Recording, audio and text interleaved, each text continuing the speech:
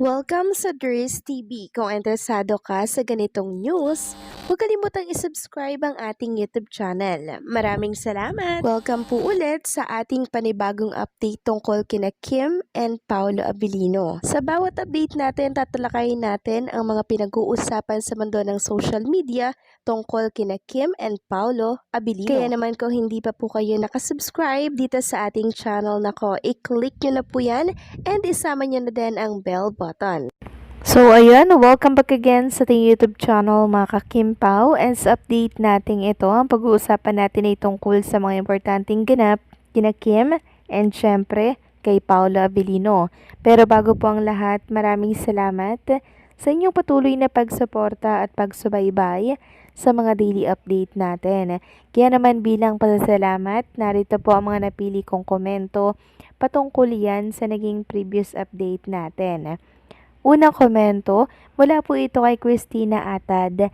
Sabi niya, I love Kim Pao. Salamat sa channel mo. Ako kumukuha palagi ng update.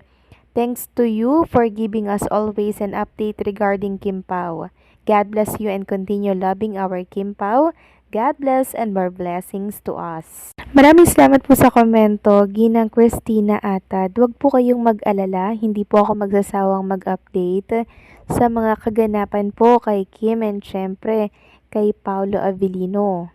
Lalo na ngayon na kailangan po ni Chinita Princess ng karamay kasi talaga naman pong binabatikos po siya ng mga bashers. Pinagtutulungan po siya sa mundo ng social media. And since alam ko po na maraming nagmamahal kay Kim, ganun din po kay Paolo Abilino, dapat po talaga akong sipagin na magbigay ng update tungkol sa kanilang dalawa kasi marami syempre nakakamiss sa kanila, 'di ba? Hindi naman sila lagi nakikita sa mundo ng kamera. So maraming salamat po sa komento, Ginang Christina Atad. God bless po sa inyo at mabuhay kayo. At ang pangalawang komento naman mula po kay Ginang Remedios Ramos.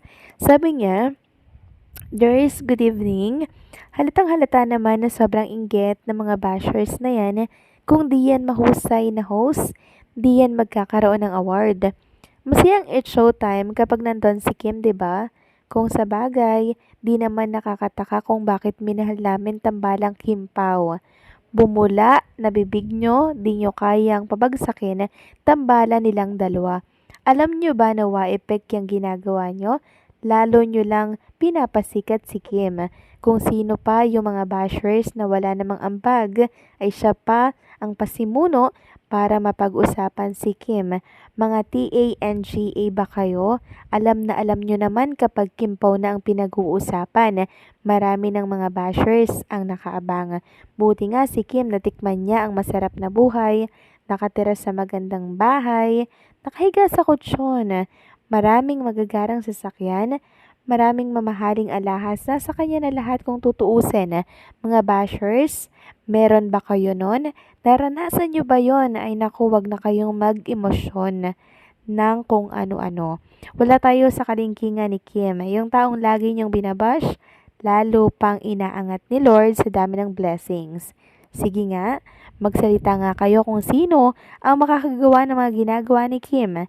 Sobra naman kayong manlait ng kapwa. Nagkakasala lang kayo sa ginagawa nyo. Napakaitim kaya ng budhi nyo. There's pasensya na. Hindi naman tayo papayag na laitin nila si Kim. Ipaglalaban natin. Hanggang dulo, maraming salamat. God bless pa sa tayo forever, Kim Pao. Maraming salamat po sa komento, Ginang Remedios Ramos. And syempre sa pagtatanggol po kay Kim, ganon din kay Paolo Abilino. Tama po kayo, the more na binabash si Kim Chu, the more na marami namang blessings ang dumarating po sa kanya. Huwag po kayong mag-alala, huwag po kayong magpaka-stress, okay? Normal lang naman po ang mga bashers, kasama talaga yan sa isang public figure, sa isang celebrity, 'di ba? And huwag po tayong magpa-apekto sa mga bashers na yan kasi baka ma-stress lang tayo. Alagaan natin ang ating kalusugan and syempre ang sarili. Okay? Kasi ang dami pong mga dapat i-cherish, 'di ba? For Kim and Paolo Abilino. So huwag na natin yang pansinin, dead man na lang tayo dyan. Maraming salamat po sa komento, Ginang Remedios Ramos. God bless po sa inyo at mabuhay kayo.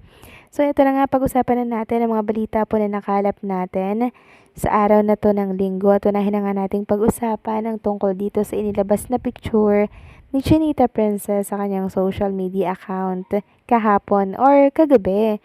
So makikita nga dito na naglabas siya ng 10 picture, tapos may caption po ito ni Chinita Princess na black dam kasi po ang suot niya ay color black na backless, tapos black din po na pang-ibaba.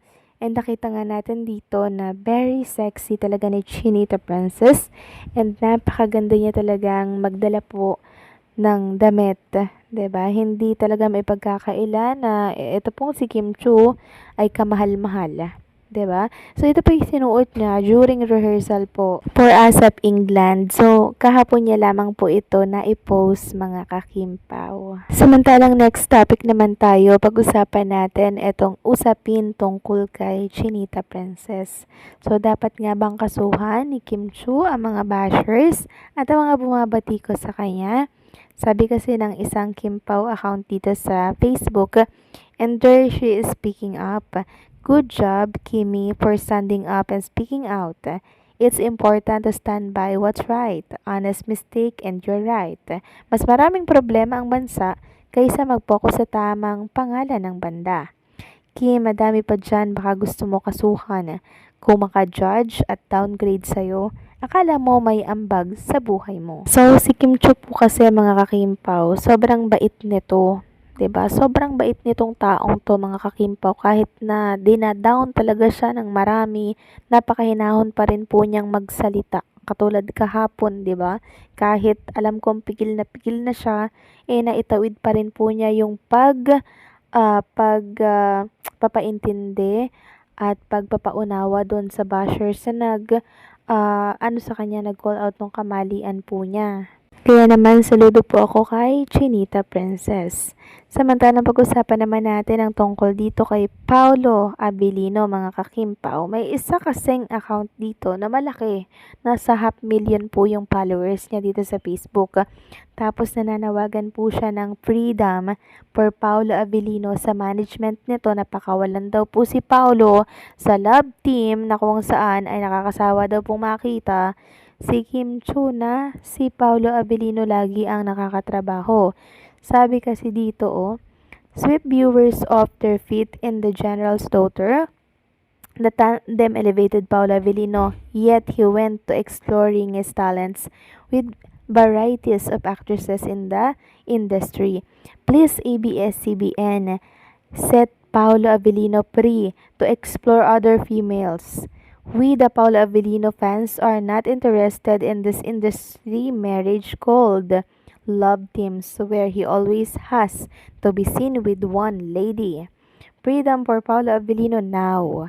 So, ayan po, mga kakimpaw. Palayain daw po si Paolo Abilino. Sumaalam pa sila sa may katawan. 'Di ba? Napakaalam talaga nila, mga kakimpaw, no? Dinaig pa po nila si Paolo Abilino. Kaya sabi ng isang netizen dito, what are you talking about? He already explored a lot of female actresses. Take note, no love teams. Don't you think he probably wants to explore the love team scene? Looks like he is enjoying it. If you are a real fan, you should be happy for Paulo. Tama. How many of you fans are not interested with the so-called love team? Remember, he was seen with another leading lady from his movie Elevator, which I haven't seen because I am not interested with this leading lady. Sabi pa ng isa, ano ito? Humihingi ba si Paulo ng freedom from Kimi? Hoy, kung ayaw ni Paps makatrabaho pa si Kim, di umayaw sana siya sa ugali ni Paulo. Kapag ayaw niya, ayaw niya. Walang makakapilit sa kanya kung makapagwelga ito. So yes, agree po ako, mga kakimpaw. Pag ayaw po ni Paolo Abilino, ayaw po niya. Kaya yung nagwewelga po dito na palayan daw si Paolo Abilino, wala po kayong karapatan. Kasi yung may katawan ng gustong-gusto, si Chinita Princess na siya ang katrabaho. Kaya kahit anong gawin ninyong pagwewelga na palayan si Paolo, hindi yan mangyayari. So anong say nyo dito, mga kakimpaw? Please comment down below at huwag kalimutang mag-like, mag-comment, mag-share, and syempre, i-subscribe ang ating YouTube channel for more update tungkol kay Kim and Paolo Avellino. So maraming salamat po and also mabuhay kayong lahat.